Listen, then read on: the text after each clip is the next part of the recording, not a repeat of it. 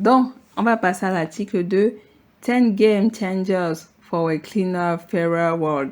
C'est effectivement la discussion qui s'est opérée toujours à Davos 2022, le mai 14 2022. On va lire, je vais quand même relire la problématique parce que le problème c'est que j'étais passée par là au départ, j'ai un peu fait les choses un peu rapidement, excusez-moi.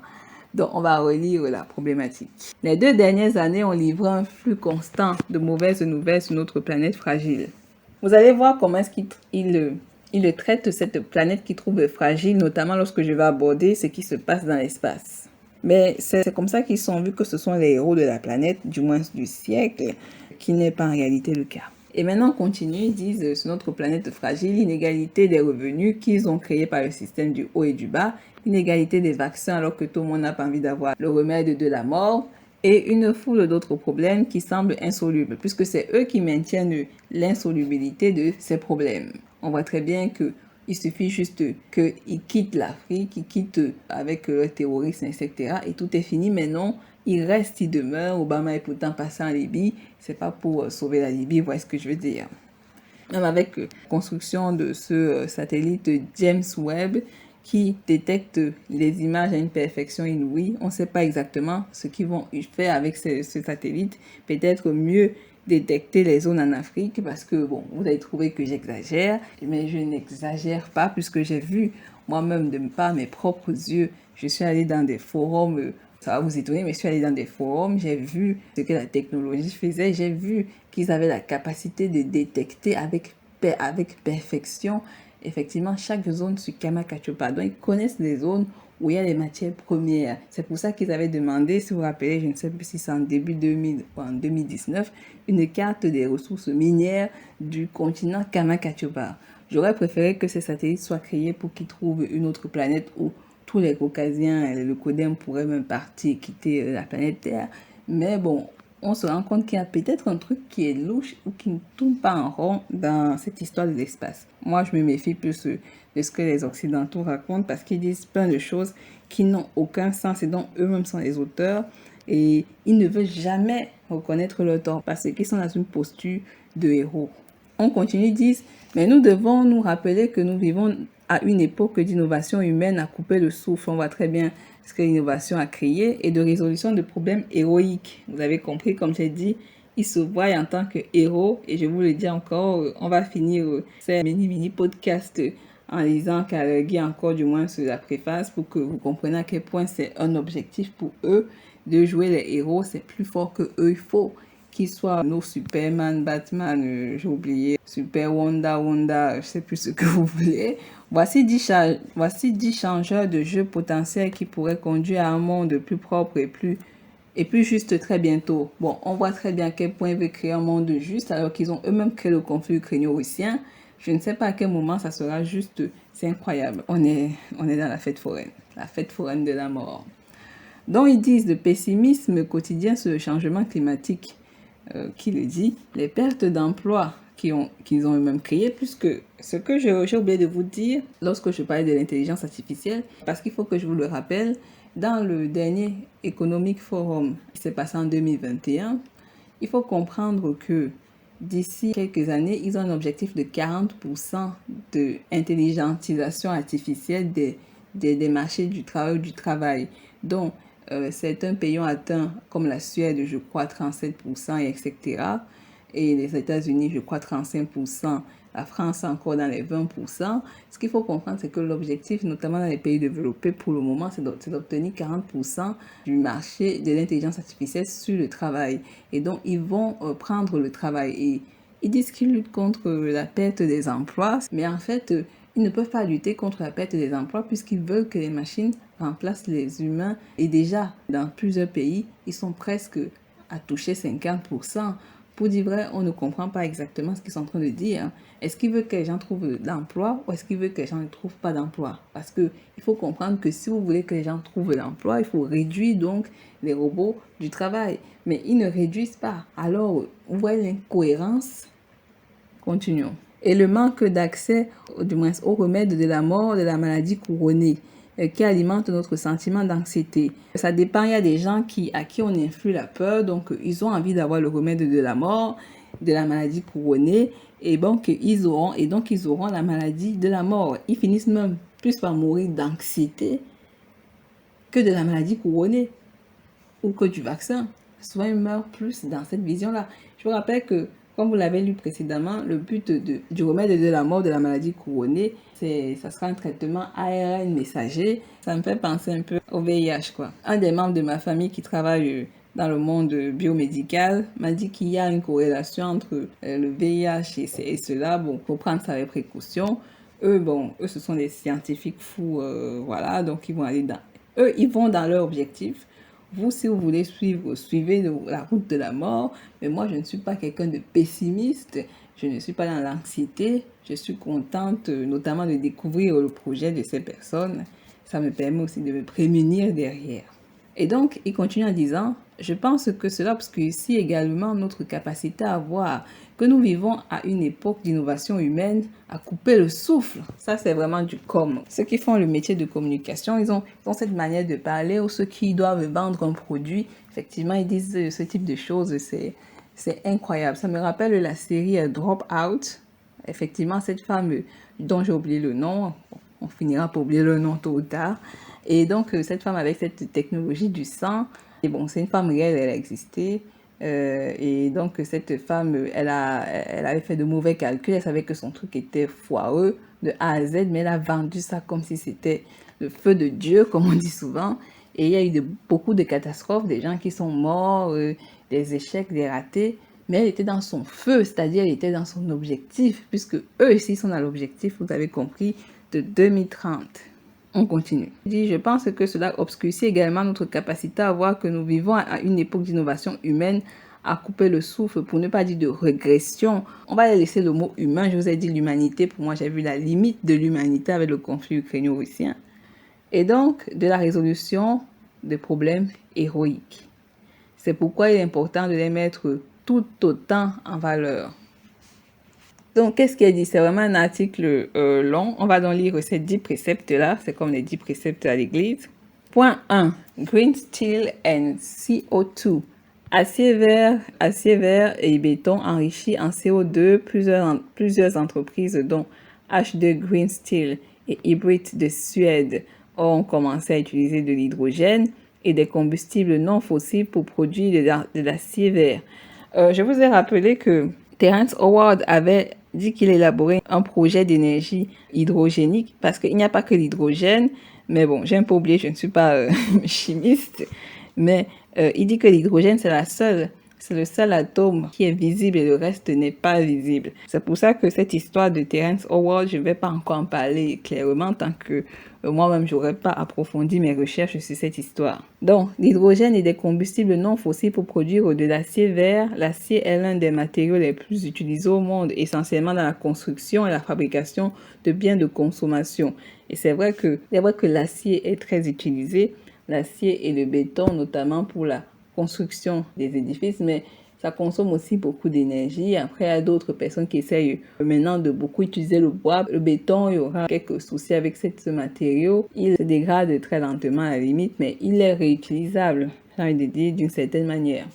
Et il est notamment fabriqué par un processus de cokéfaction à forte teneur en carbone qui utilise du charbon. Dans la sidérurgie conventionnelle, près de 2 tonnes de CO2 sont émises pour chaque tonne d'acier produite. Cela représente environ 7% des émissions mondiales de gaz à effet de serre. Bon, mondial, c'est eux qui le disent.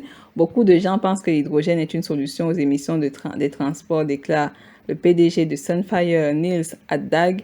Au lieu de cela, il pourrait s'agir d'une meilleure source d'énergie pour les secteurs difficiles à réduire, entre guillemets, c'est lui qui dit, comme à les industries chimiques et la sidérurgie, dit-il.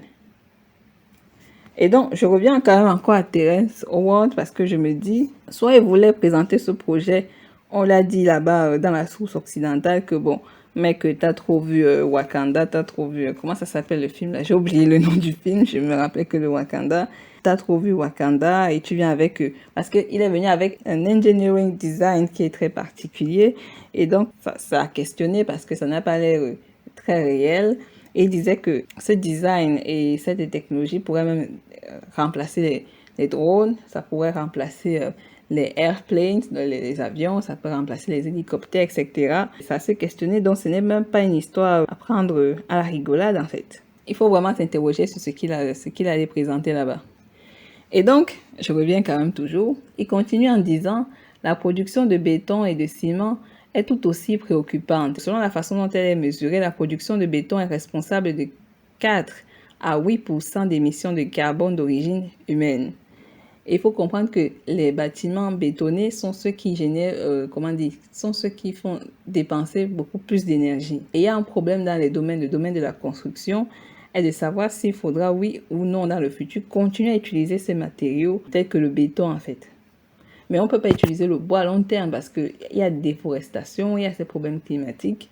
Donc, qu'est-ce qu'il faudra faire? Bon, effectivement, d'où il parle d'énergie renouvelable, etc.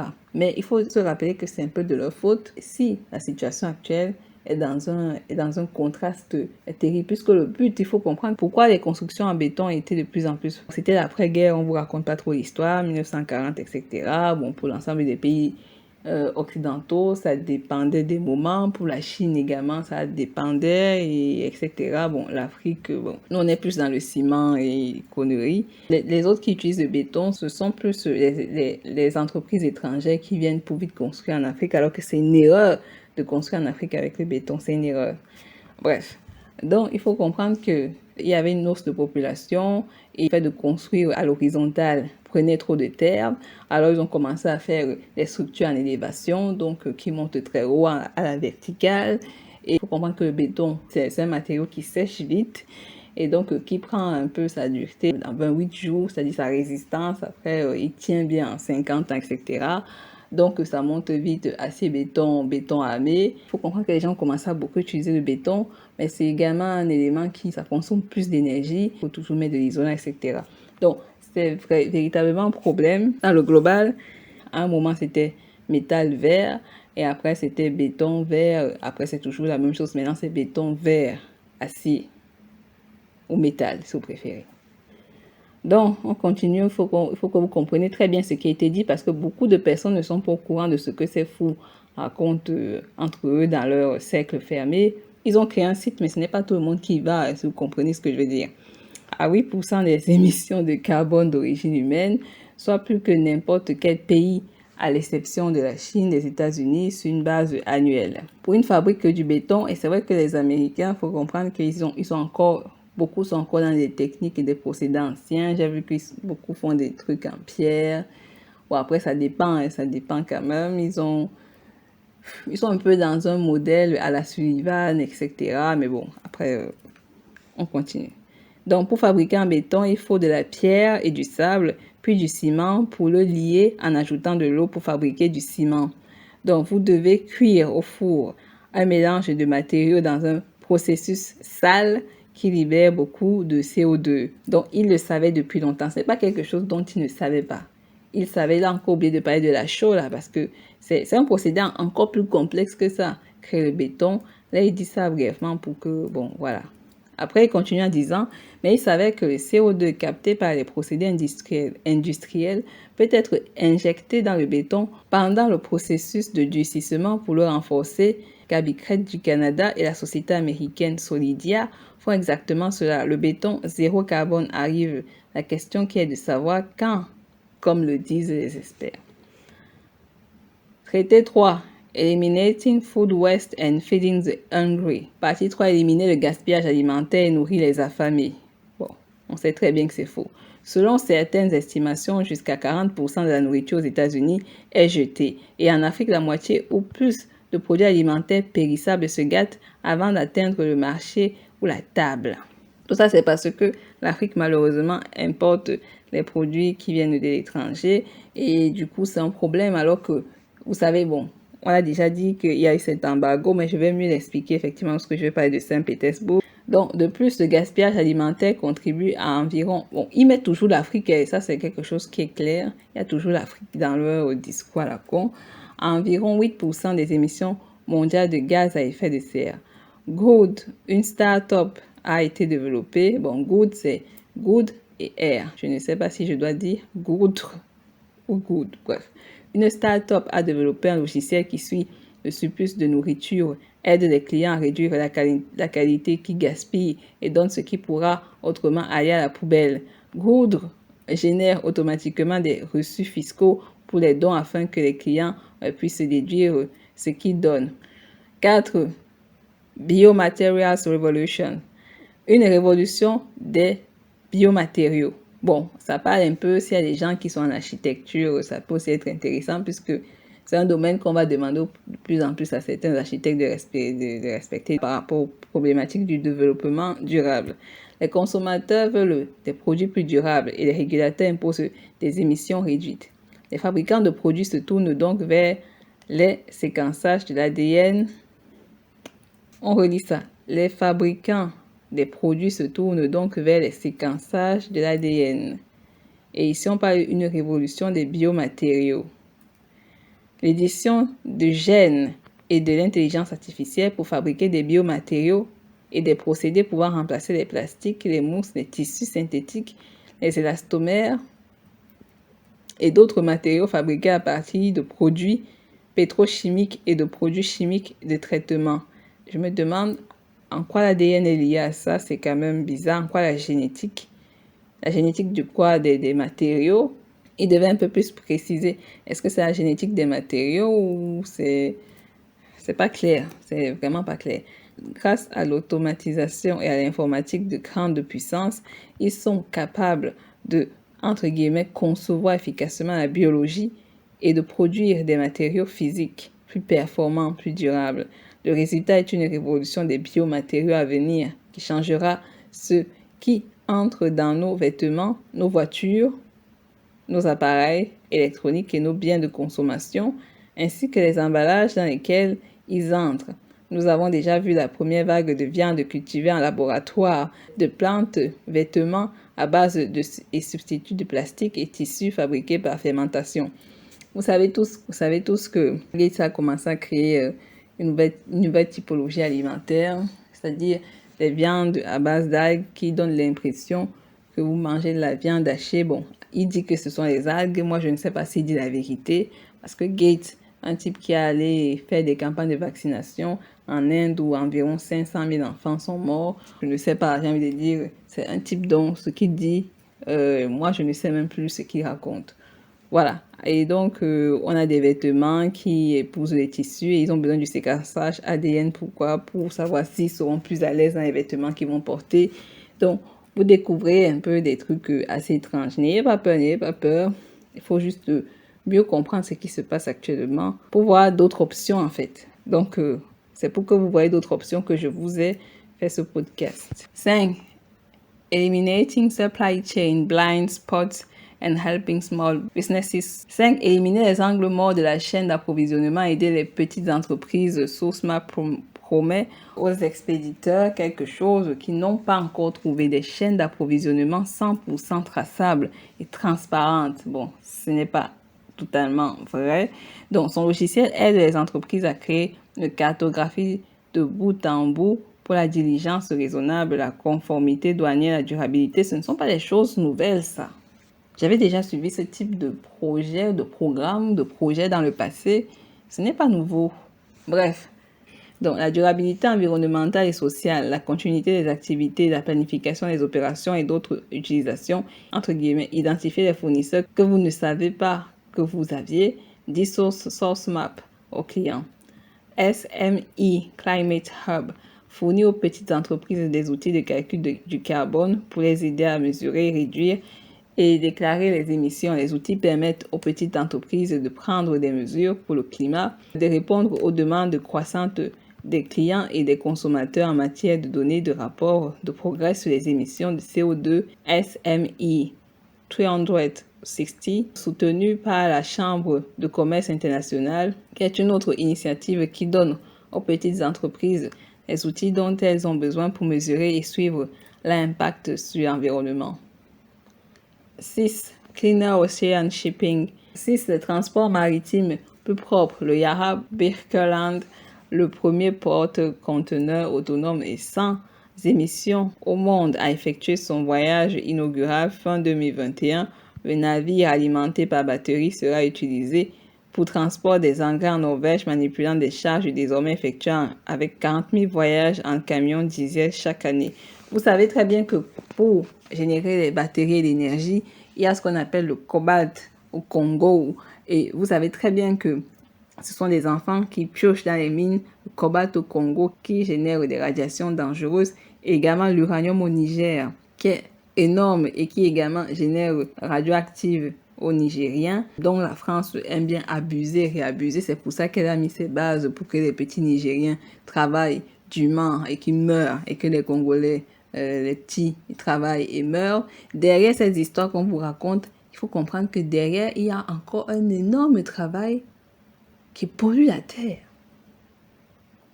Ils vous promettent, ils vous racontent des histoires bizarres, mais ils ne vous disent pas les conséquences, ils ne vous disent pas ce qui se passe derrière. Et c'est pour ça que je dis, ils ne vont pas sauver cette terre. Ils n'ont pas de solution. Comme Elon Musk et son histoire de Tesla. L'énergie là vient d'où? Énergie verte. Cette énergie vient d'où? Cette énergie électrique dont il parle. Ça vient d'où? On vous dit que le carbone est dangereux, mais on ne vous dit pas quelle autre énergie ils utilisent. Il y a des Africains, ils disent qu'ils veulent l'industrialisation, ils veulent la technologie. Donc, cette technologie de l'Occident, vous voyez ses limites. Mais vous dites que vous voulez ça. Vous savez combien d'enfants meurent dans les mines pour ça? Pour leur faux projet d'économique forum, ils vous vendent l'illusion. Il y a des gens qui aiment cette illusion. Il faut le dire. C'est une vérité. Il continue en disant, l'industrie océanique se penche également sur le méthanol et l'ammoniac, deux combustibles plus propres qui sont coûteux. Ils le disent bien, l'argent sortira d'où donc? À fabriquer est difficile à obtenir en quantité suffisante. Maersk, le plus grand transporteur maritime au monde, qui travaille avec des partenaires au Danemark pour augmenter la production de méthanol, un carburant neutre en carbone, à partir de 2023 au coût de 175 millions de dollars par navire, 12 paquebots alimentés au méthanol qui peuvent transporter chacun 16 000 EVP. Donc du côté des logiciels, SeaRoute est l'une des nombreuses entreprises qui aident les expéditeurs à créer des algorithmes de routage, personnaliser les ensembles de données ou réduire les émissions des expéditions. Donc, électrification des transports, les batteries au lithium, clé de l'électrification des voitures et des camions, posent leurs propres problèmes. L'une des préoccupations est que l'offre connue de lithium est limitée et concentrée principalement en Australie, au Chili et en Chine. Berkshire Hathaway de Warren Buffett. Warren Buffett, je pense que vous connaissez cet homme immensément riche, fait partie de ceux qui recherchent le lithium dans de nouveaux endroits. Ils cherchent le lithium dans de nouveaux endroits, donc exploitation. On vous parle de l'exploitation. Or, ici, il faut lutter contre l'appauvrissement des sols. Eux-mêmes le disent. Il faut renforcer l'énergie verte. Il faut de moins en moins utiliser les ressources du sol et du sous-sol. Mais Warren Buffett, avec sa compagnie, vont aller chercher le lithium dans de nouveaux endroits. Et ces nouveaux endroits sont où? Il dit qu'il a découvert de vastes gisements dans le lit d'un lac californien. Mais combien de pourcentage de lithium qu'il y a là-bas? Parce que après, lorsqu'ils vont découvrir, de toute façon, ils le savent, en Afrique, ils vont quand même vous raconter cette histoire du genre, c'est en Californie qu'ils vous ont pris le lithium alors que les entreprises prennent en Afrique. Un problème connexe est le manque d'infrastructures de recharge pour les véhicules électrifiés.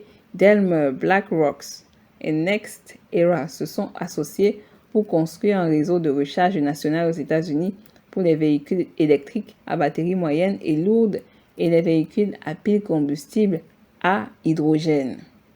On revient toujours à l'hydrogène. Cette histoire est vraiment à suivre sur l'hydrogène. Les entreprises comme Ilion, une entreprise américaine qui développe des systèmes de transmission à faible émission, à zéro émission pour les poids lourds, même si c'est faux, ont beaucoup attiré l'attention des investisseurs et du grand public. Les innovations dans les créneaux du transport ont été moins remarquées. Frigobloc et Thermo King, par exemple, ont été les pionniers des systèmes électriques réduisant les émissions pour les camions frigorifiques, utilisés pour expédier des aliments périssables, des médicaments et autres produits de la chaîne froide. Maintenant, il s'efforce de rendre ces véhicules silencieux afin qu'ils puissent être utilisés en dehors des heures d'ouverture dans les zones urbaines encombrées. Vous savez tous que, je crois que c'est au Zimbabwe, il y a cet inventeur noir qui a été hospitalisé parce qu'il était empoisonné, parce qu'il a trouvé une méthode qui permettait d'alimenter la télévision sans brancher de façon électrique. Donc, ma question c'est que, eux, ils vont chercher le lithium. Vous comprenez, ils vont chercher des ressources renouvelables, donc de l'énergie qui vient du sol et du sous-sol. Or, quelqu'un d'autre a trouvé un moyen de pouvoir fournir l'énergie, par exemple des engins électriques ou électroniques. On va prendre le cas de la télévision. Comme je dis, il y a un problème. Je dis bien, le noir, c'est un génie, l'Africain, c'est un génie. Et ce qui est dommage, ils empoisonnent les génies. Mais c'est aussi nous qui ne les protégeons pas comme eux. Il faut aussi le rappeler, ça va dans les deux sens. 8. Raccourcir les chaînes d'approvisionnement à l'impression 3D ou fabrication additive est une technologie alléchante mais extrêmement limitée. Depuis son développement dans les années 80, au-delà de certaines utilisations spécialisées, il était difficile à mettre à l'échelle ou à utiliser pour des produits haut de gamme avec beaucoup de composants. Sera Technologies a trouvé un moyen d'accélérer et de mettre à l'échelle la fabrication 3D et de l'utiliser pour fabriquer des produits sophistiqués, des pièces contenant du métal. La percée de SWAT implique une technique qui divise un laser en plusieurs faisceaux qui sont programmés pour faire leur propre impression. Un des avantages de l'impression 3D est qu'elle raccourcit les chaînes d'approvisionnement en rapprochant la production des utilisateurs finaux et en éliminant le besoin de transport des marchandises sur de longues distances.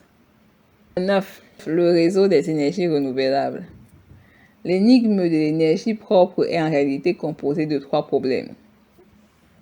La production, la transmission et la distribution des énergies renouvelables. Vous savez que dans le Forum économique mondial ou dans les rencontres entre ces fous de l'Occident, la mondialisation devait servir non seulement aux échanges, mais de faire en sorte qu'il soit normal de pouvoir prendre des richesses d'un peuple tout en disant que c'est dans le but de la mondialisation, donc de la globalisation, pour développer l'ensemble de la Terre pour le programme qu'ils étaient donc convenus pour 2030. Même si effectivement, vous savez très bien que c'est faux, c'est pour renchérir et rendre dans le beau style leur monde. Mais vous voyez très bien qu'il y a une réalité, vous le voyez au quotidien, notamment ces derniers temps, du dysfonctionnement social, de la déchirure sociale, de la pauvreté qui s'accrue, qui s'accroît au fur et à mesure au quotidien, de la vie qui devient chère. On est peut-être en 2022 et l'objectif est peut-être en 2030, mais pour réduire tous ces problèmes qu'ils ont créés, ça sera de plus en plus difficile.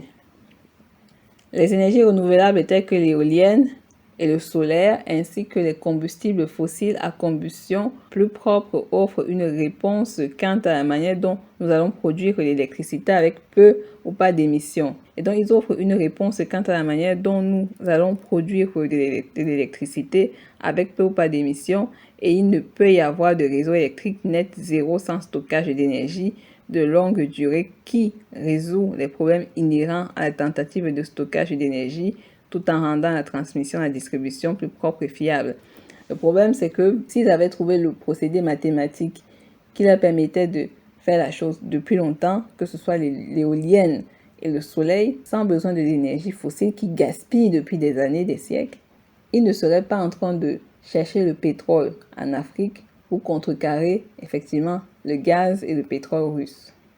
Le problème du stockage à long terme pour le réseau a donné naissance à une industrie consacrée à l'utilisation des technologies nouvelles et existantes, mécaniques, thermiques, électrochimiques et chimiques pour stocker l'énergie provenant de différentes sources et la restituer efficacement pour répondre à la demande. 10.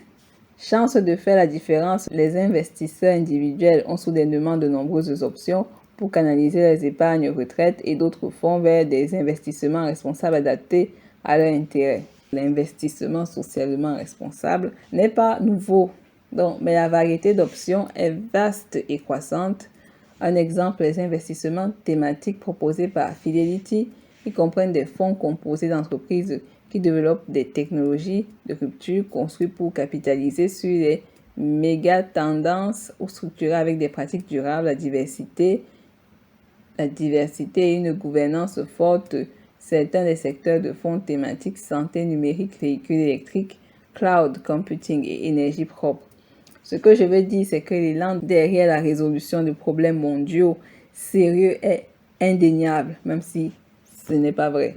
Et cela fait une différence. McKinsey, vous savez tous, c'est ce groupe à scandale qui a montré le plus bas niveau de la FR, fait également partie de ce réseau-là. Ce n'est pas étonnant, effectivement. Donc, que nous dit McKinsey? McKinsey affirme que le capital, entre guillemets, de plus en plus abondant pour les technologies de nouvelle génération et estime qu'elle pourrait attirer de 1500 à 2000 milliards de dollars en nouveaux investissements par an d'ici 2025.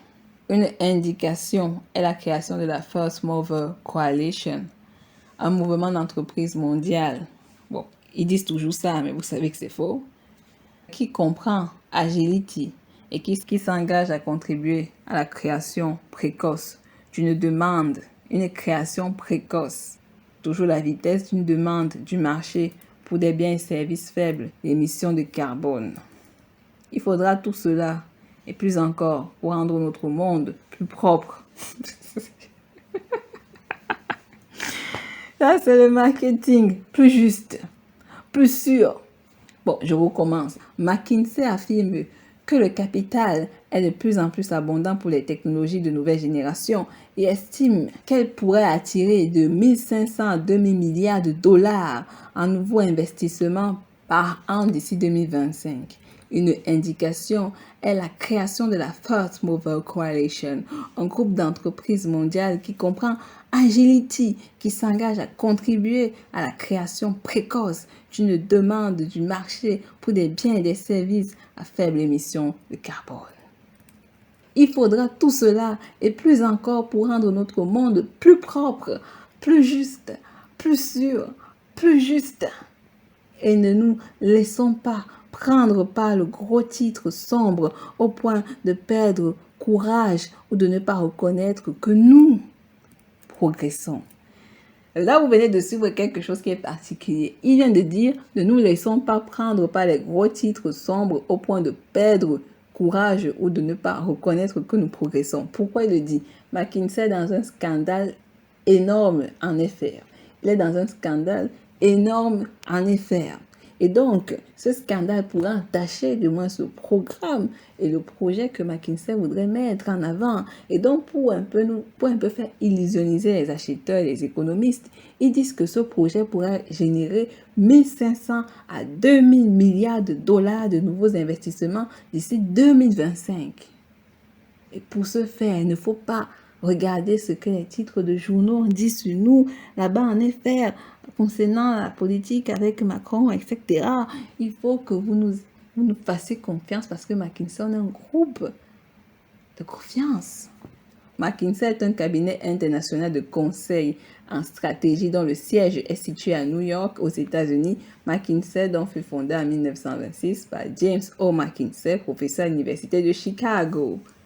Le business is business. Ça, c'est USA. La France travaille toujours avec les voleurs. C'est plus fort qu'elle. Donc, voilà un peu ce qui va se produire. Donc, on finit avec McKinsey, qui fait encore notre sale gros coup au World Economic Forum. Voilà. Et effectivement, entre voleurs, parce que c'est pas comme si les gens du World Economic Forum sont des gens sains. Entre voleurs, ils savent très bien comment est-ce que ça se passe. Vol is vol, comme on dit souvent. Et donc, ils vont derrière faire leur sale magouille.